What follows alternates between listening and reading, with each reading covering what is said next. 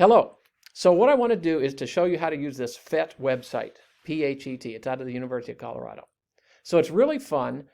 There's all these simulations. The ones that I really like are in physics and chemistry, but so let's go ahead and do the physics one.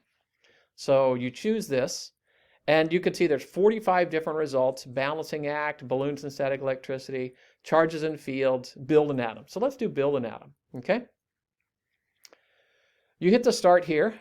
And this is for a typical, introductory physics. Here we have an atom, and you can see here's the nucleus, and then here are the electrons on the outside.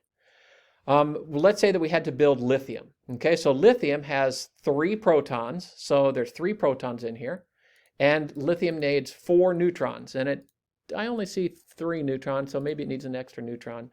And then because this is +1 lithium, one of the electrons has been taken away. And so that's why that would be that lithium. Okay, here's kind of a fun game I like to play, and the kids really get into it. So let's do this one real quick. Okay, so what element is this? This is 1 proton, 1 neutron, and 2 electrons. But what element? Well, this is the element hydrogen. So you click on that. And is it neutral? No, it is not, because it's got too many electrons. And it doesn't let me do that for some reason. Maybe because you're on your screen, so try scrolling down. Oh, is it behind that? Yeah. Huh. Anyhow, that's the way that goes. And then when you're all done, you just hit stop.